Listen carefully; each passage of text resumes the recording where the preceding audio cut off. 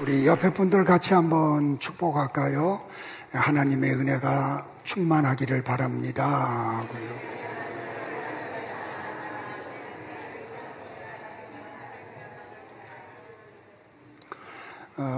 1919년도에 우리나라가 일본에 의해서 한일 합방을 당하죠. 그리고 참 36년이라고 하는 긴 시간 동안 우리는 일본의 식민지 아래 나라를 빼앗긴 아픔을 우리 선조들이 겪습니다. 이 36년의 기간 동안 많은 독립운동가들이 나왔고 또 저항하는 시인들이 나왔으며 민족을 또 깨우치는 사람들이 등장하곤 했습니다. 혹시 여러분들이 알지 모르지만 민족 시인 가운데 박팔량이라고 하는 시인이 계십니다. 진달래라고 하는 주제를 가지고 많은 시인들이 시를 썼는데 이분이 진달래를 가지고 시를 썼어요. 제목이 뭐냐면 봄의 선구자 노래함이라는 제목으로요. 1930년도 3월 달에 이 시를 썼습니다. 오늘 설교는 이분의 시의 서두를 여러분에게 소개함으로 시작하려고 합니다. 날더러 진달래꽃을 노래하라 하십니까?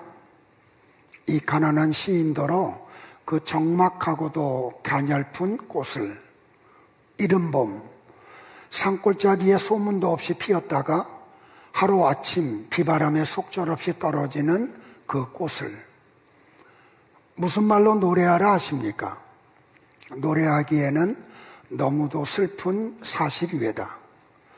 백일홍같이 붉게 피지도 못하는 꽃을, 국화와 같이 오래오래 피지도 못하는 꽃을, 모진 비바람 만나 흩어지는 가엾은 꽃을 노래하느니 차라리 붙들고 울 것이 외다. 친구께서도 이미 그 꽃을 보셨으리라. 화려한 꽃들이 하나도 피기도 전에 찬바람 오고 가는 산허리에 쓸쓸하게 피어있는 봄의 선구자 연분홍의 진달래꽃을 보셨으리이다. 진달래꽃은 봄의 선구자 외다. 그는 봄의 소식을 먼저 전하는 예언자이며 봄의 모양을 먼저 그리는 선구자 외다. 비바람이 속절없이 지는 그 엷은 꽃잎은 선구자의 불행한 순한 이외다. 그러니까 이 진달래꽃은 봄이 오는 것을 알리는 선구자였다는 거죠. 그러니까 시인은 언젠가 우리나라에 찾아올 해방이라고 하는 그것을 좀 염원하며 이 시를 지은 것으로 생각을 합니다.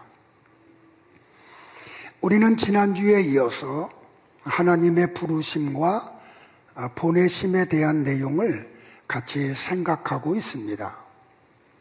하나님이 누군가를 찾아오고 그를 선지자로 부르시고 보내신 일에는 인간의 전혀 존재하지 않아요. 내가 원한다고 하나님의 부르심을 받고 보내심을 받는 게 결코 아닌 거죠. 그런데 하나님이 유다라고 하는 나라가 멸망을 눈앞에 두고 있는 때에 그를 찾아오세요. 그리고 그를 선지자로 부르시고 하나님의 말씀을 전혀 두려워하지 않고 듣기를 원하지 않는 왕들과 유다 백성들에게 보내고 계세요. 사도 바울도 자기는 하나님의 부르심을 받고 보내심을 받은 사도라고 이야기를 해요. 사도라는 말 자체가 하나님으로부터 보냄을 받았다는 뜻을 가지고 있죠. 이 말은 누군가가 자신을 보내지 않았다면 자신은 절대로 그들을 만날 이유도 없고 그들에게 말씀을 대언할 이유도 없다는 거죠. 제가 오늘 이 자리에 서 있는 것은 하나님이 저를 목사로 부르시고 여러분에게 보내셔서 제가 지금 이 자리에 서 있는 거죠. 여러분들 또한 마찬가지예요. 여러분들이 자발적으로 여기에 오신 게 아니고 하나님이 여러분 한 분 한 분을 찾아가시고 부르시고 보내셔서 지금 이 자리에 앉아 계시는 거예요. 그러므로 설교자나 또 예배자나 하나님의 부르심과 보내심 속에서 만나는 거죠. 근데 오늘 이 성경을 보면 재미있는 게 뭐냐면 하나님이 예레미야를 그의 어머니의 태중에 짓기 전부터 알고 계셨대요. 오늘 본문에 그 내용이 나와요. 1장 5절에 내가 너를 모태에 짓기 전에 너를 알았고 라고 말이에요. 근데 여기에 너라는 2인칭 대명사 속에 나와 여러분도 포함이 되어 있는 거죠. 그럼 여기서 우리는 뭘 발견하냐면 예레미야는 하나님이 창조하신 사람이라는 거죠. 여러분들이 이 땅에 태어난 게 아니에요. 하나님이 여러분을 창조하셔서 이 땅에 보내신 거죠. 그리고 하나님은 또 뭐라고 하시냐면 내가 너를 네 어머니의 태에 짓기 전부터 내가 너를 알고 있었어. 누군가가 나를 안다는 것만큼 힘이 되는 말이 없어요. 그런데 나를 아시는 분이 사람이 아니고 하나님이시라고 이야기하면 말은 달라져요. 근데 안다라고 하는 히브리어 단어가 뭐냐면 야다예요. 그게 70인역에서 헬라어로 번역이 되면 기노스코로 번역이 돼요. 근데 히브리어의 야다라는 단어는 언제 사용하냐면 한 남자와 여자가 만나서 결혼을 하고 그 부부가 하면서 서로를 알아갈 때 쓰는 용어가 야다예요. 그러니까 이거는 지식적인 알미 아니에요.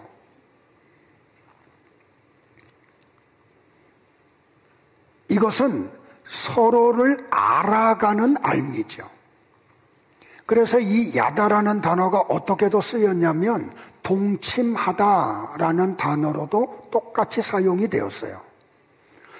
창세기 4장 1절에 보면 이런 글이 있죠. 같이 한번 볼까요? 아담이 그 아내 하와와 동침하매 하와가 잉태하여 가인을 낳고 이르되, 여기 동침하다라고 하는 히브리어 원문을 보면 야다로 되어 있어요.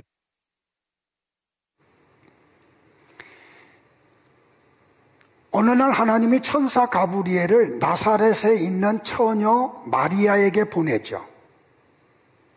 그리고 사람이 듣기에 엄청난 소리를 마리아 무서워하지 말라. 네가 하나님께 은혜를 입었느니라. 보라, 처녀가 잉태하여 아들을 낳으리니 그 이름을 예수라 하라. 그때 마리아가 천사 가브리엘에게 이렇게 대답을 해요. 나는 남자를 알지 못하니 어찌 이 일이 있으리이까. 마태복음 1장 25절에도 아들을 낳기까지 요셉이 마리아와 동침하지 아니했다. 이 동침한다라는 헬라어가 기노스코예요. 헬라어로 하면 야다예요. 그러니까 이 야다라고 하는 지식은 공부를 통해서 알아가는 그런 지식이에요. 관념적인, 관계적인 개념이에요. 하나님이 아브라함을 아셨죠. 이삭이 태어나기 전부터 이삭을 아셨고 사무엘을 아셨어요. 그리고 예레미야를 아셨어요. 근데 하나님이 나와 여러분이 어머니의 태중에 잉태되기 전부터 나와 여러분 아시고 계세요. 이건 굉장히 놀라운 이야기예요. 하나님이 나와 여러분을 향해서 내가 너를 알았어 라고 하는 말씀은 단순한 관계적 이야기를 하는 게 아니에요.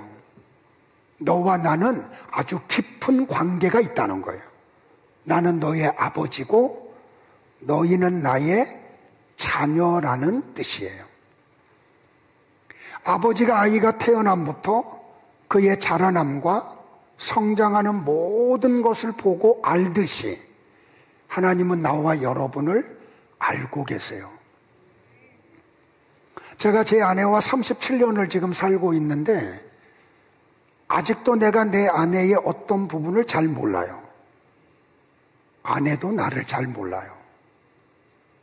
근데 하나님은 나의 모든 것을 아세요. 심지어는 내 깊은 심연 속에 하나님은 아세요. 내가 지금 어떤 처지에 있는지도 아세요. 근데 언제부터 아셨다고 이야기해요? 내가 너를 네 어머니의 태에 짓기 전부터 너를 알고 있었다고요. 여러분은 이게 믿어지세요? 바울은 뭐라고 이야기하냐면 하나님이 창세 전부터 나를 알고 계셨대요. 에베소서 1장 4절과 5절을 같이 한번 합독을 할까요? 찬송하리로다.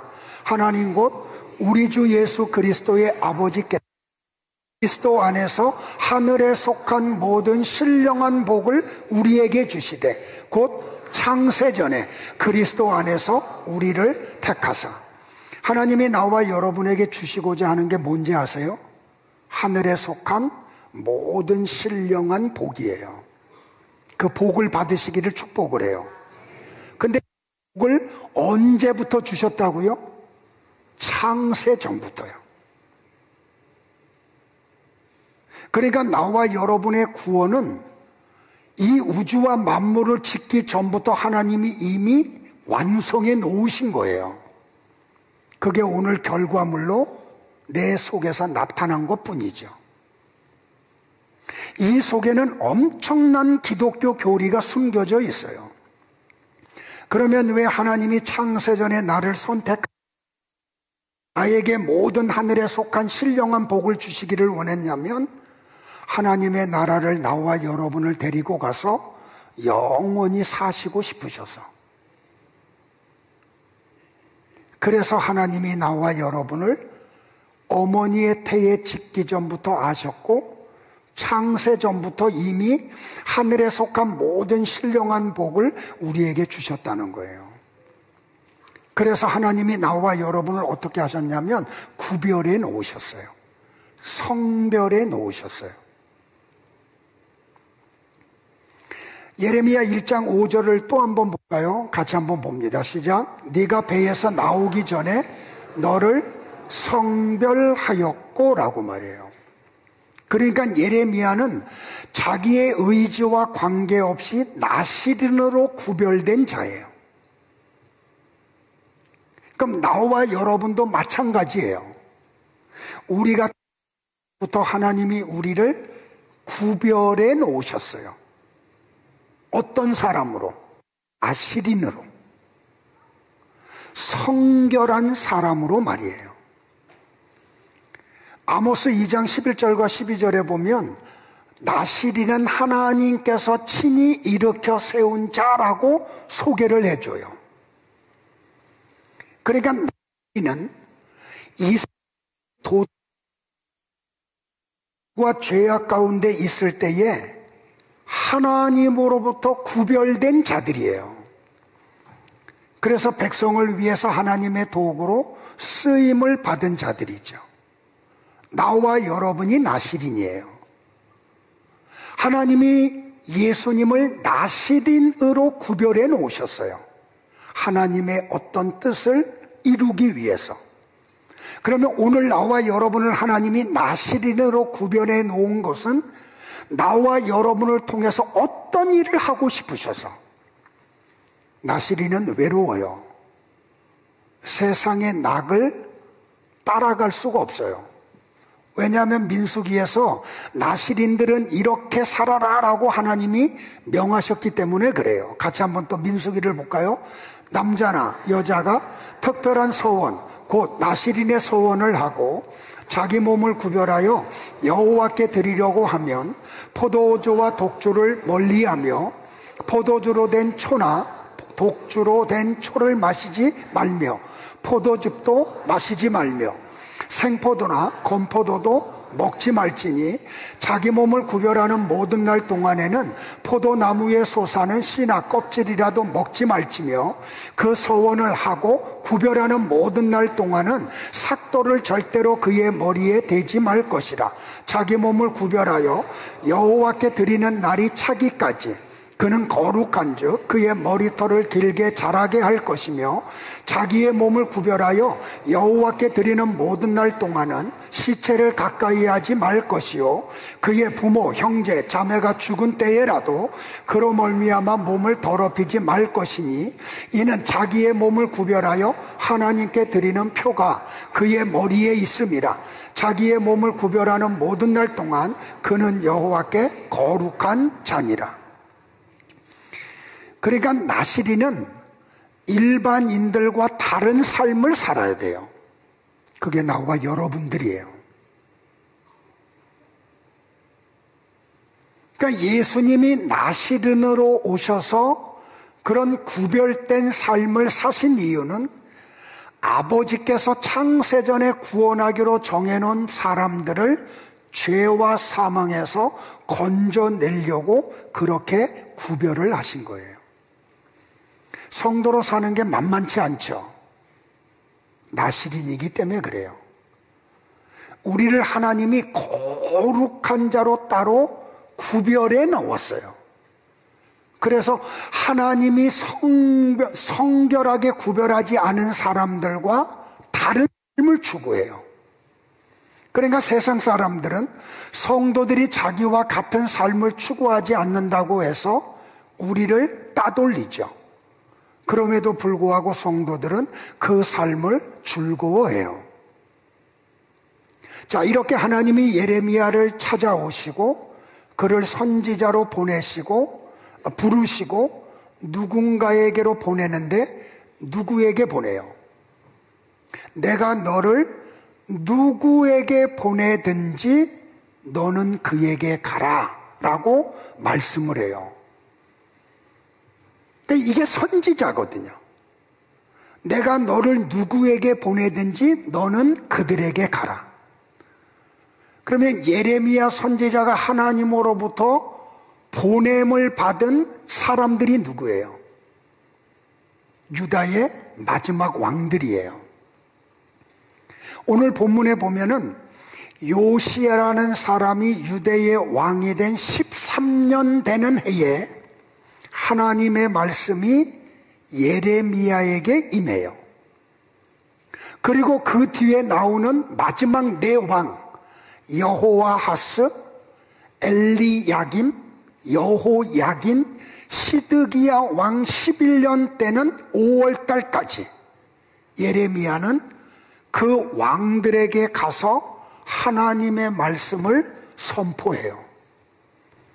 그런데 여러분들, 예레미야가 보냄을 받은 그 왕들은 어떤 사람들이냐면 모두가 다 악해.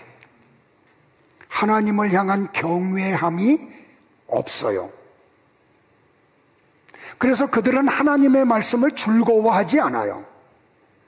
그런데도 불구하고 하나님은 그 왕들에게 보내요. 자, 여러분들이 성경을 이해하는 일에 조금 더 도움을 주기 위해서 유다의 마지막 왕들의 계보와 그들이 어떤 일을 한 사람들인지를 잠깐 언급을 할게요. 자, 요시야라고 하는 왕은 히스기야 왕, 여호사밧 왕과 같이 하나님을 경외하는 왕이에요.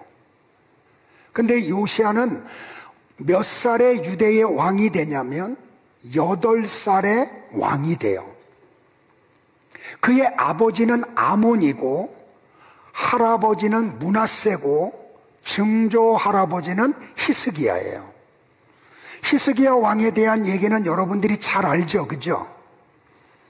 그런데 여러분들, 이 요시야의 아버지인 아몬이 죽임을 당해요. 이 아몬이 죽자 요시야가 왕이 되는데 8살에 왕이 돼요. 근데 이 요시야는 하나님을 향한 경외함이 남달라요. 그래서 어려서부터 하나님을 섬겨 백성들로 하여금 하나님을 향해서 마음을 동원하게 만들어요. 그리고 11년째 되는 해에 종교개혁을 해요. 성전을 척결하고 백성들의 마음을 하나님께로 옮겨놔요. 근데 이 요시야 왕 때의 세계 정세가 어쨌냐면 동쪽에는 바벨론이라는 나라가 막 부강해져, 이제부터. 그리고 북쪽에는 아수르라는 나라가 이미 부강한 나라예요. 그래서 북쪽에 있는 이스라엘이 아수르에 의해서 멸망을 당하고, 그 유다의 남쪽은 어떤 나라가 있어요? 애굽. 그 요셉 시대 때 세계를 패권했던 애굽이라는 나라가 있어요. 그러니까 유다는 바벨론과 아수르와 애굽이라는 나라에 둘러싸여 있어요. 그런데 이 세계 패권이 이루어지는데 어떤 일이 벌어지냐면 아수르와 애굽이 동맹을 맺어요. 그리고 바벨론을 대적을 해요. 그러자 바벨론 왕이 군대를 일으켜서 아수르를 쳐들어가요. 그래서 아수르의 수도를 점령하니까 아수르의 왕이 남은 군사들을 데리고 갈그미스라고 하는 쪽으로 도망을 가요. 자기의 동맹국 아수르가 바벨론에 의해서 지금 위기에 몰렸다는 소식을 들은 애굽왕 느고는 군대를 동원해서 아수르를 도우려고 갈그미스로 올라가려고 하는데 유다를 통과해야 돼요. 그때 요시야 왕이 그 애굽 군대가 갈그미스로 가는 것을 막기 위해서 군대를 동원해가지고 무깃도라고 하는 곳에서 애굽과 전쟁을 일으켜요. 이 전쟁에서 요시야 왕이 죽임을 당해요. 39이라고 하는 젊은 나이에. 그러니까 요시야는 8살에 왕이 돼가지고 31년 동안 왕직을 감당하다가 무깃도 전쟁에서 애굽왕 느고에 의해서 죽임을 당해요. 그러니까 아버지가 죽자 뜻하지 않게 요시야는 8살이라고 하는 아주 어린 나이에 유다의 요시야가 그렇게 죽임을 당하자 어떤 일이 벌어지냐면 여호와하스가, 그 요아스의 셋째 아들인 여호와하스가 유다의 왕이 돼요. 자, 요시야에게는 4아들이 있었어요. 첫째는 요하난, 두 번째는 엘리야김, 세 번째는 여호와하스, 네 번째는 시드기야, 유다의 마지막 왕이죠. 그래서 요시야가 죽음을 죽자 애굽왕 느고가 여호와하스, 그러니까 첫째 아들 요하난이 왕이 되지 않은 것은 그가 일찍이 아마 죽었을 것이다 라고 학자들이 추측을 해요. 그래서 느고가 여호와하스를 유다의 왕으로 세워놓고 애굽에게 조공을 바치게 해요. 그런데 여호와하스가 애굽왕 느고의 말을 듣지 않게 되죠.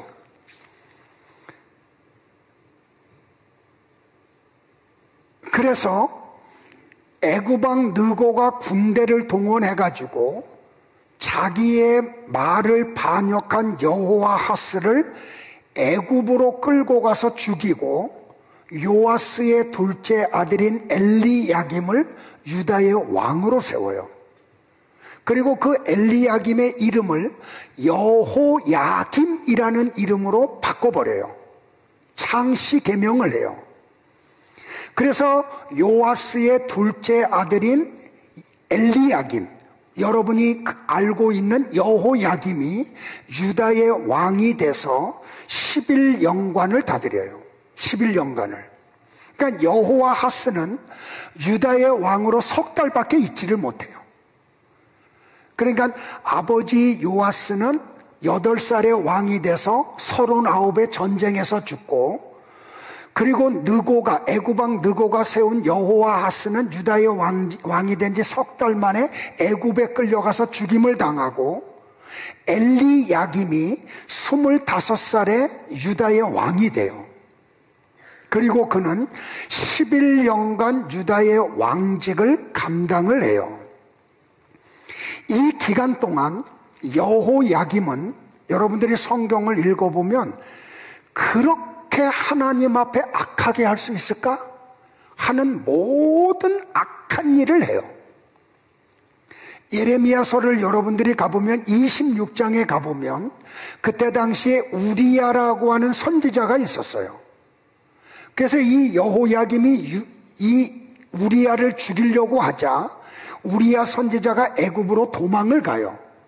그러자 사람들을 애굽까지 보내가지고 그 우리야 선지자를 죽여요.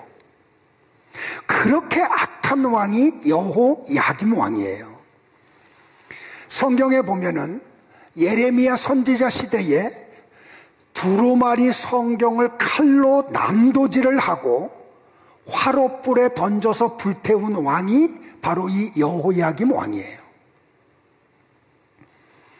뿐만 아니라 이 여호야김은 과도하게 백성들에게서 세금을 걷어들여 가지고 애굽왕 느고에게 조공을 바칠 뿐만 아니라 백성들이 힘겨워하는 것을 아랑곳하지 않고 더 많은 세금을 걷어들여 가지고 화려한 왕궁을 짓고 사치스러운 삶을 살아요.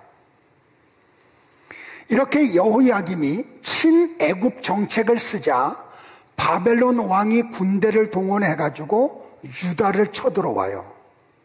그래서 이 여호야김을 어디로 끌고 가냐면 바벨론으로 끌고 가요.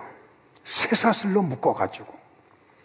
그리고 그 여호야김, 엘리야김의 아들인 여호야긴을 왕으로 세워요. 그런데 이 여호야긴은 하나님의 말씀이 선포됨에도 불구하고 그도 아버지를 따라서 친애굽 정책을 써요. 그래서 어떤 일이 벌어지냐면 이 여호야긴도 우상을 숭배하고 선지자들을 핍박하고 백성들을 학대해요. 아버지하고 똑같이. 그러자 바벨론 왕 느부갓네살이 군대를 동원해가지고 예루살렘을 초토화시킨 다음에 여호야긴과 그의 어머니와 백성들과 그 애굽 유다에 있는 기술자들을 다 끌고 가요. 이때 끌려갔던 선지자 가운데 한 사람이 누구냐면 에스겔 선지자예요. 뿐만 아니라 느부갓네살 왕은 유다의 왕궁에 있는 보물을 다 가지고 가고 예루살렘 성전에서 쓰는 성전 기구들도 다 가지고 가요. 그리고 느부갓네살 왕이 요시야의 막내 아들, 네 번째 아들인 시드기야를 유다의 왕으로 세워요. 그러니까 시드기야는 조카 이후에 유다의 마지막 왕이 되죠. 마치 우리나라의 조선시대 고종왕과 같이. 그런데 이 시드기야 왕도 하나님이 예레미야를 통해서 선포하는 메시지를 듣지 않고 그도 친애굽 정책을 써요. 그래서 바벨론 왕 느부갓네살이 군대를 동원해서 다시 유다를 치러 오죠. 치러 와서는 3개월 동안을 예루살렘을 토성을 싸가지고 아무 물자를 들어가지 못하게 해요. 그래서 예루살렘 성 안에는 기근과 고통으로 가득 차요. 견디지 못했던 시드기야 왕이 3개월 만에 몰래 밤중에 예루살렘 성을 도망가려고 하다가 바벨론 군대에 붙잡혀요. 그래서 그 아들들이 시드기야 왕 목전에서 죽임을 당하고 시드기야는 두 눈이 뽑혀서 바벨론으로 끌려가요. 그리고 바벨론에 끌려간 시드기야는 감옥에서 생활을 하죠. 그리고 그는 바벨론에서 죽임을 당해요. 하나님이 예레미야로 하여금 보냄을 받은 왕들은 바로 이런 왕들이에요. 여호아하스, 엘리야김, 여호야긴, 그리고 시드기야. 이 네 왕은 다 하나님의 말씀을 사모하지 않아. 하나님을 향한 경외함이 없어요. 그런데 하나님은 예레미야로 하여금 그 왕들에게, 유다 백성들에게 보냄을 받아요.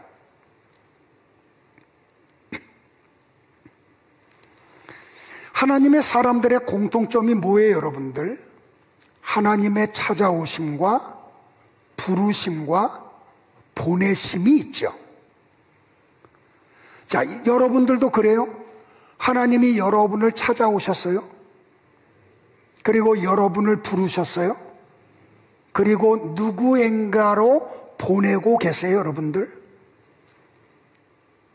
이사야가 그 고백을 하죠. 하나님께서 태에서부터 나를 부르셨고 내 어머니의 복 중에서부터 내 이름을 기억하셨다라고 말이에요. 하나님이 이사야를, 예레미야를, 사무엘을, 선지자들을, 바울을, 나와 여러분을 부르시고 누군가에게로 보내시는데 왜 보내세요? 이사야가 이런 놀라운 고백을 해요. 같이 볼까요? 시작.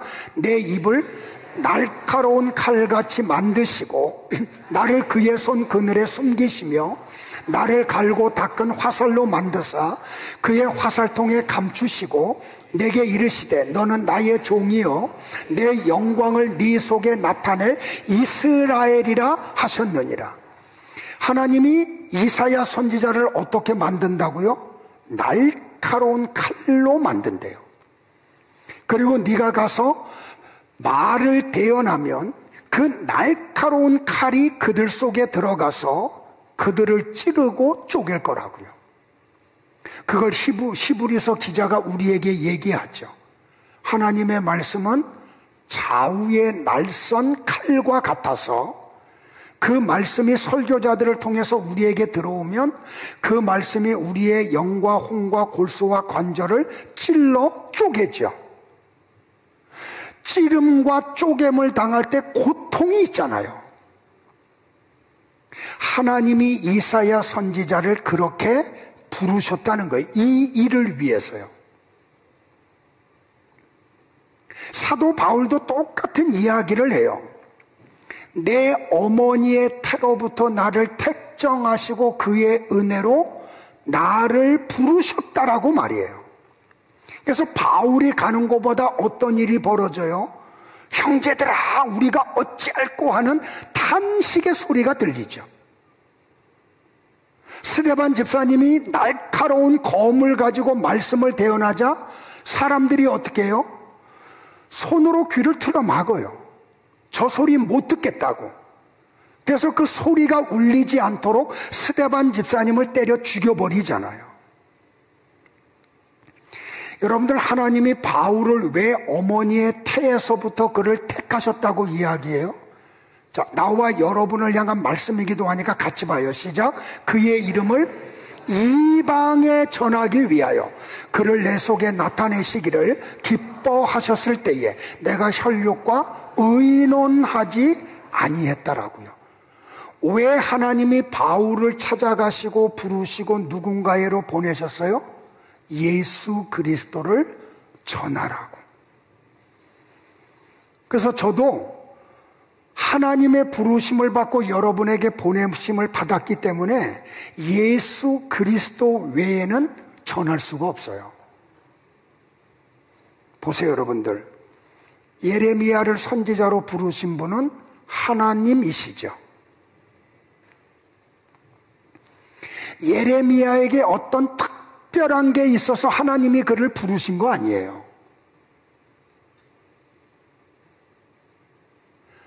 그러니까 예레미야 안에 어떤 부모로부터 물려받은 유전자가 배열이 되고 기질이 형성되기도 전에 하나님이 예레미야를 선택하시고 그를 부르시고 그를 보내신 거죠. 그러니까 하나님은 그 이후에 예레미야로 하여금 선지자의 사명을 감당할 수 있도록 하나님이 만들어 가신 거예요. 그러니까 예레미야가 하나님의 사람으로 살아가는 것은 우연히 이루어진 일이 아니에요. 야, 한번 시도해 볼까 하는 그런 일도 아니에요. 자, 여러분들 보세요. 저는 축구 선수가 되는 게 꿈이었던 사람이에요. 그래서 초등학교 4학년 때부터 공을 차는 걸 좋아했어요. 얼만큼 좋아했는지 알아요? 아침 먹고 나가면 점심도 거르고 해가 떨어져서 공이 안 보일 때까지 공을 찼어요. 제가 약간 소질이 있었어요. 그러니까 많은 감독들이 저를 눈독을 어려서부터 들였어요. 그래서 저는 어떻게 하면 축구 선수가 될까? 유명한 국가대표가 될까? 그래서 차범근과 같이 독일 분데스리가나 영국의 EPL에 가서 선수 생활을 하다가 국가대표 감독까지 한번 해보자.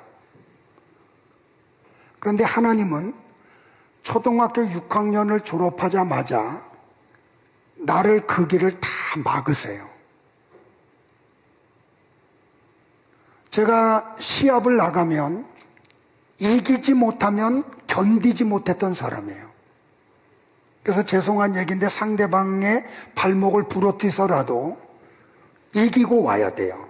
그런 기질을 갖고 있었어요. 근데 하나님은 내가 축구선수 되는 걸 원하지 않았어요. 언제부터? 우리 어머니의 태에 짓기 전부터. 하나님은 저를 목사로 구별해 놓으셨다니까요. 그러니까 중학교 때도 이 소망을 잃어버리질 않았어요. 그래서 혼자 공 찼어요. 근데 하나님은 우리 어머니를 통해서 축구팀이 있는 고등학교를 못 가게 막으세요. 그래서 축구팀이 없는 장충고등학교를 들어갔어요.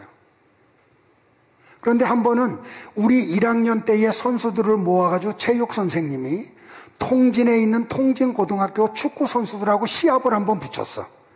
근데 거기서 제가 날고 기었어요. 그래서 통진의 축구 감독이 스카우트 제의가 들어왔어요. 근데 하나님이 그것도 못하게 막으시더라고요. 저에게 목사의 기질이 있고 소질이 있어서 하나님이 나를 택하시고 부르시고 여러분 앞에 보내신 거 아니에요. 그 뒤로부터 만들어 가시더라고요. 그래서 지금 제가 요만할 수 있을 정도까지 만드신 분은 하나님이세요. 여러분들도 마찬가지예요.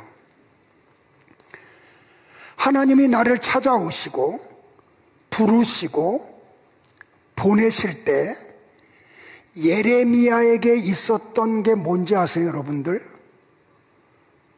두려움에 가득 찬 것이었어요. 그러니까 하나님이 예레미야를 찾아오시고 선지자로 부르시고 그 유다의 마지막 네 왕에게 보낼 때 예레미야의 하나님의 부르심 앞에 첫 번째 반응이 뭐예요? 슬프도소이다 주 여호와여 라고 하는 탄식이에요. 그러니까 이거는 뭐냐면 선지자로 부르심을 받고 보내심을 받는 예레미야 속에 있는 게 뭐냐면 두려움과 막막함 밖에는 없었다는 거예요. 왜 그러냐면 하나님이 예레미야에게 주신 메시지가 뭐냐면 유다의 평강이 아니에요. 심판이에요. 그들을 위로하는 메시지가 아니에요. 하나님의 진노가 임했다는 메시지였어요. 그러니까 예레미야는 하나님의 부르심과 보내심을 받았기 때문에 유다의 왕들에게 가요. 그들이 듣든지 듣지 않든지, 유다의 백성들이 좋아하든지 좋아하지 않든지. 그래서 예루살렘 사거리에 가서 백성들에게 하나님의 심판과 재앙을 선포를 해요. 그거는 인기 없는 소리였어요. 백성들이 좋아하는 메시지가 아니었어요.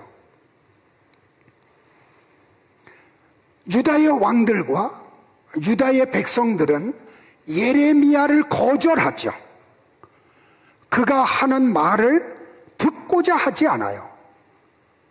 그만했으면 좋겠다고 이야기해요. 그럼에도 불구하고 하나님의 부르심과 보내심을 받은 예레미야는 외칠 수밖에 없어요. 그러자 괴로웠던 유다의 왕들과 유다 백성들은 예레미야를 죽이려고 여러 번 시도를 하죠. 여러분들, 심판의 메시지를 전하는 것을 좋아할 설교자가 이 땅에 어디 있어요? 재앙을 전하는 것을 즐거워하는 설교자가 이 땅에 어디에 있겠어요, 여러분들? 예레미야도 이런 기대를 했을지 몰라요. 위로의 메시지를 전하는 선지자, 평화의 메시지를 전하는 설교자, 회복을 전하는 설교자. 하나님이 내 입술에다가 그걸 주기를 원했을지 몰라요. 그런데 하나님은 예레미야 입술에 그런 거 하나도 주시지 않았어요. 심판과 재앙에 대한 메시지만 담아주셨어요. 우리는 예레미야서를 읽어보면 이런 예레미야 속에 당혹스러움과 슬픔이 얼마나 깊이 자리 잡고 있었는지를 발견하게 돼요. 그래서 예레미야 4장 10절에 보면 그가 이렇게 이야기해요. 내가 이르되 슬프도소이다 주 여호와여, 주께서 진실로 이 백성과 예루살렘을 크게 속이셨나이다. 이르시기를 너희에게 평강이 있으리라 하시더니 칼이 생명에 이르렀나이다 라고 말이에요. 반주해 주세요. 예레미야를 난처하게 했던 게 뭔지 아세요? 하나님의 말씀은 분명해요. 기근과 심판과 재앙의 말씀이었어요. 그런데 예레미야와 동시대에 살던 다른 선지자들은 가는 곳마다 평화를 선포해요. 백성들을 위로해요. 그들은 구원을 선포하고 회복을 선포하고 있어요. 근데 여러분들, 예레미야 선지자 혼자만 알죠? 저 모든 다른 선지자들의 입에서 나오는 것은 하나님이 주신 게 아니라는 거를요, 예레미야만 알아요. 그런 선포를 하는 다른 선지자들도 그게 뭔지를 모르고 선포해요. 근데 백성들은 예레미야를 배척하고 평화를 선포하는 선지자들을 환영을 해요.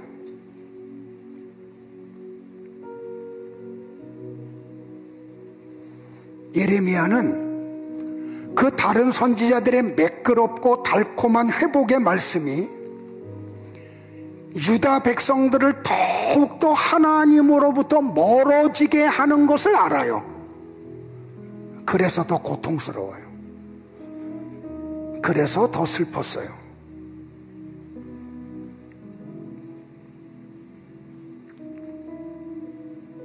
저도 여러분들에게 평화의 메시지를 선포하고 싶어요. 한 주간 동안 참 처절하게 살은 여러분들을 위로하는 그런 메시지를 선포하고 싶어요. 고생들 했다고, 하나님이 여러분을 위로하신다고, 하나님이 여러분과 함께 하신다고, 그러면 여러분들은 저를 굉장히 환영을 할 거예요. 그 메시지 앞에 아멘 아멘 하고 큰 소리로 화답을 할 거예요. 그런데 하나님이 저에게 주신 메시지는 마지막 날에 대한, 종말에 대한 얘기예요. 정신 차리라는 거예요. 하나님의 심판이 임했다는 거예요. 이 메시지는 여러분에게 거북스러운 말이에요. 그래서 저를 멀리하는 분들이 계시죠. 제 메시지를 그렇게 달가워하지 않는 분들이 많아요. 그럼에도 불구하고 예레미야는 성실하게 하나님의 말씀을 유다 백성들에게 선포해요. 그들이 듣든지 듣지 아니하든지, 깨닫든지 깨닫지 않든지. 왜냐하면 하나님이 부르시고 보내시고 주신 말씀이 그것이기 때문에. 근데 예레미야를 더 당혹하게 한 게 뭔지 아세요, 여러분들?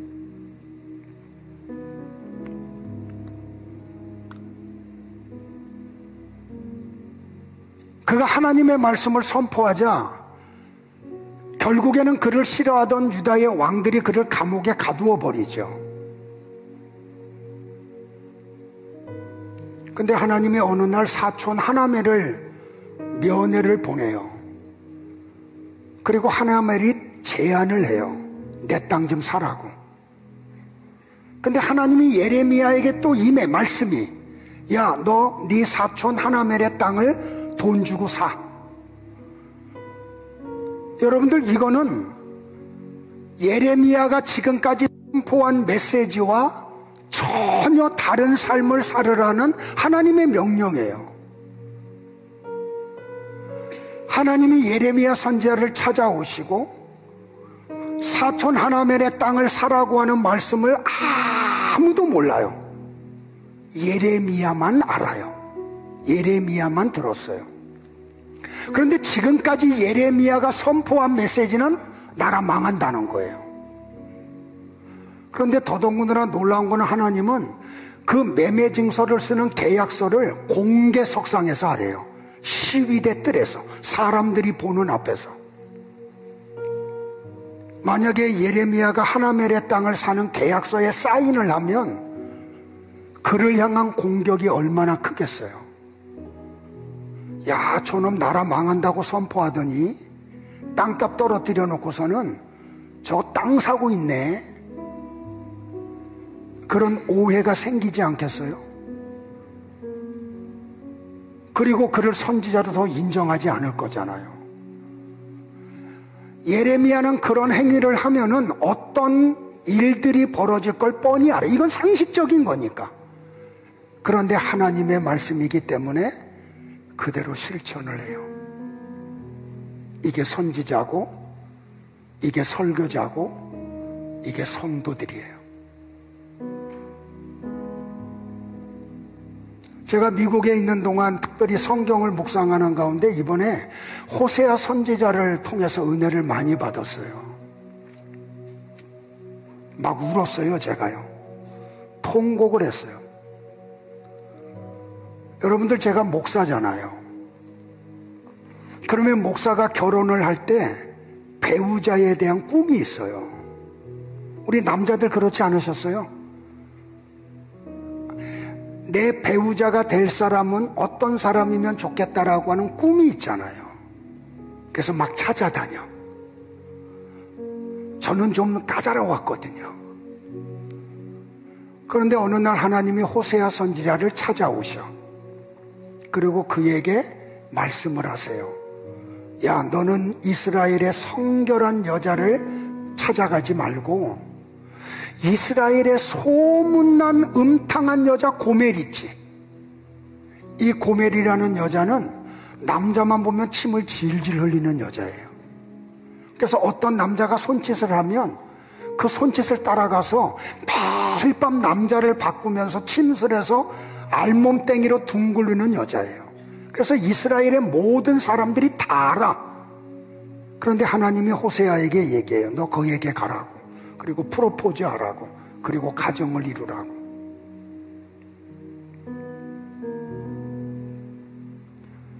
배우자에 대한 꿈, 결혼에 대한 꿈이 호세아에게도 분명히 있었을 텐데 호세아는 하나님의 말씀을 따라서 고멜을 찾아가요. 장미 백송이를 사가지고,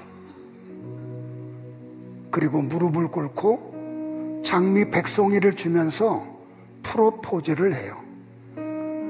고멜 입장에서는 이게 웬 떡이냐죠. 그래서 장미송이를 받아들이고 호세아의 프로포즈를 받아들여요. 그래서 목사하고 결혼을 해요. 자, 이 일이 오늘 우리 교회에서 있었다고 한번 가정해 보세요. 제가 목사인데 대한민국의 유명한 창녀, 그를 찾아가서 프로포즈를 하고 결혼을 해서 목회를 해요. 그런 배경을 다 아는 여러분들은 과연 그런 호세아 선지자와 같은 목사가 목회하는 교회에 가서 말씀을 받을까요?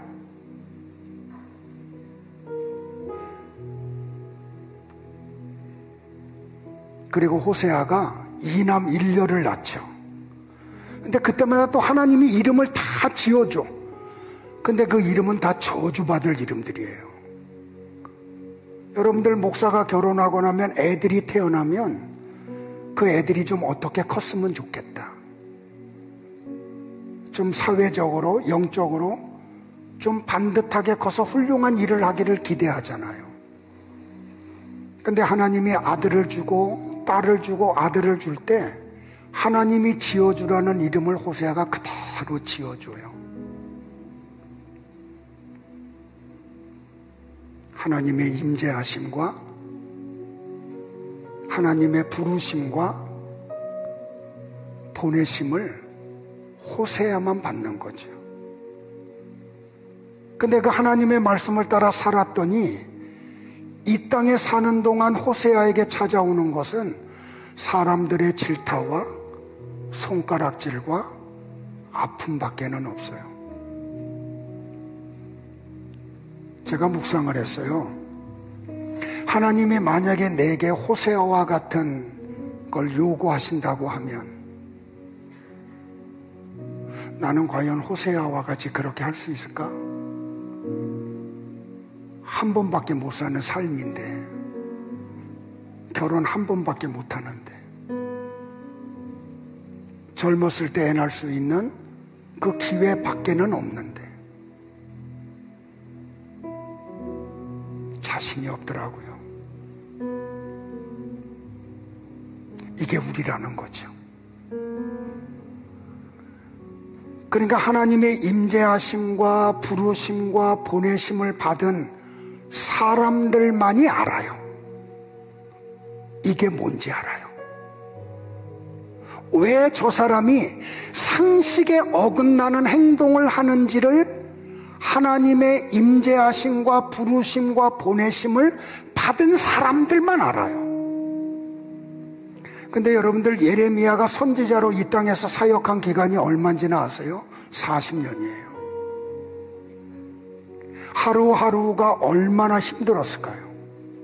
우리는 그냥 예레미야가 40년 동안 선지자 노릇했다, 그걸로 그냥 끝나잖아요. 근데 예레미야의 삶의 현장에 가서 40년이라고 하는 시간 동안 그가 겪었던 아픔과 사람들의 조롱은 얼마나 심했겠느냐고요.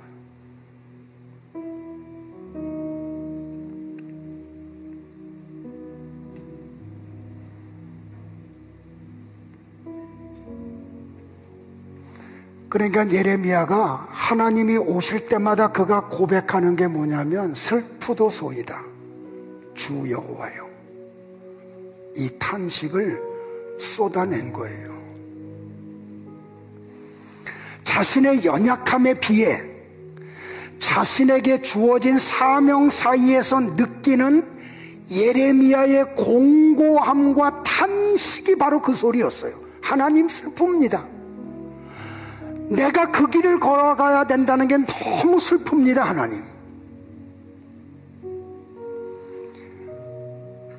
진짜 설교자는 하나님의 말씀을 선포한 다음에 하나님의 손과 발이 되어 행할 때마다 슬픔에 잠겨요.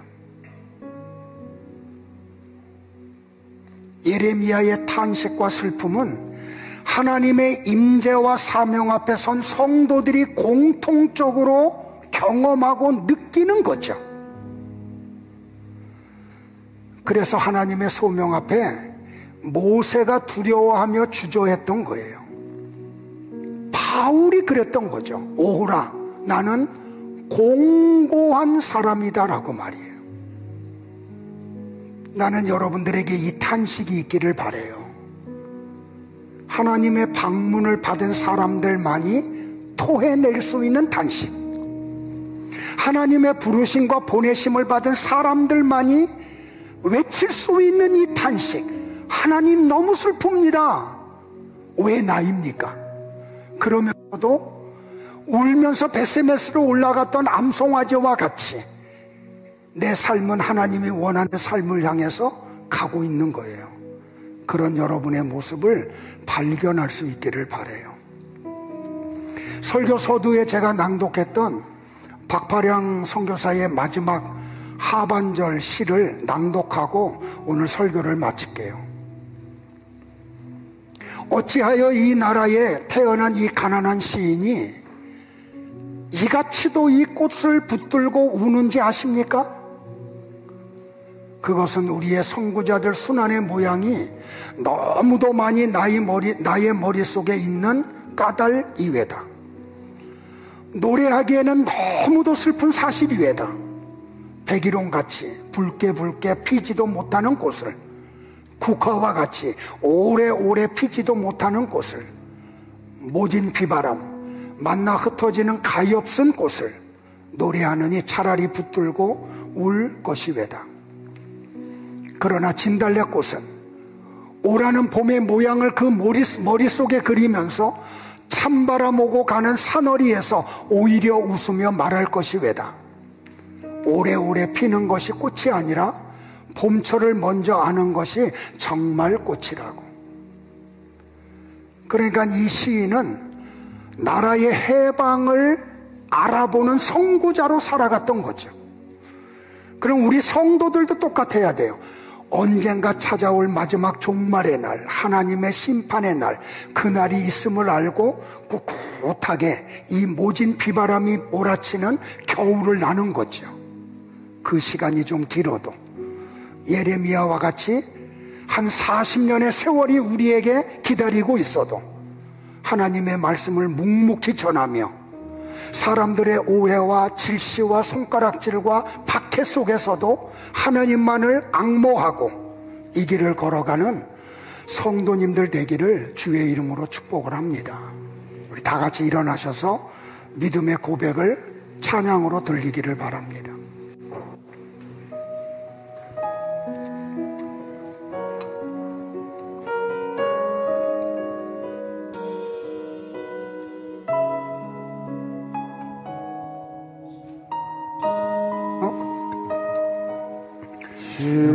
주님이 홀로 가신 그 길 나도 따라가오. 모든 물과 피를 흘리신 그 길을 나도 가오. 험한 산로 나는 괜찮소. 바다 끝이라도 나는 괜찮소. 죽어가는 저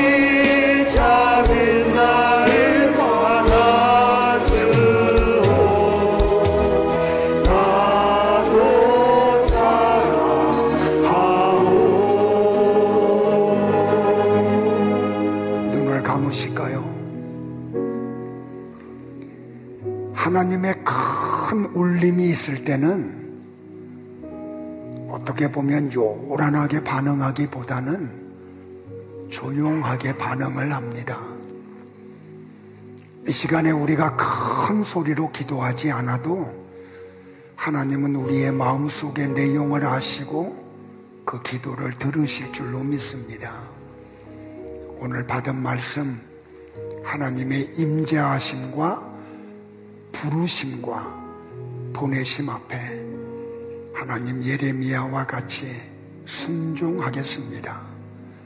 그 결과가 어떤 반응이든지 그것을 감내하겠습니다. 같이 한번 기도하는 시간을 갖겠습니다. 기도합니다. 그렇습니다. 하나님, 나를 찾고 하나님,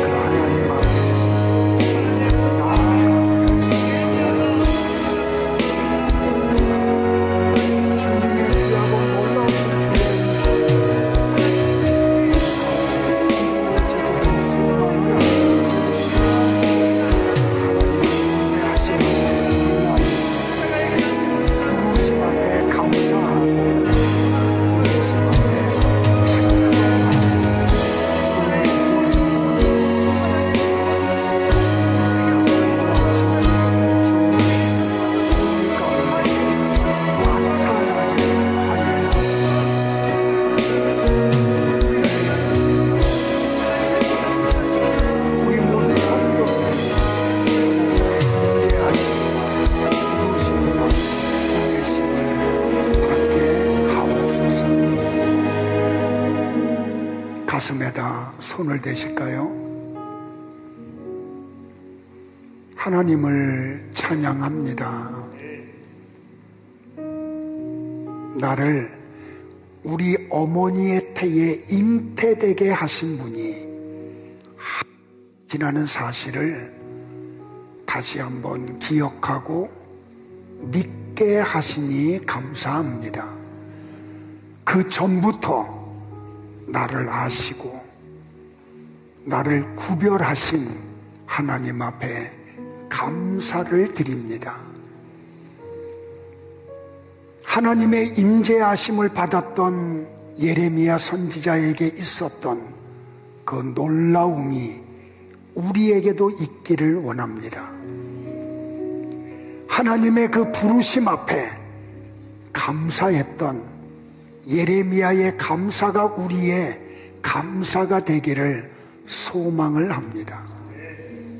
하나님의 보내심 앞에 슬프도소이다 주 여호와여라고 하는 탄식이 우리에게 있기를 원합니다.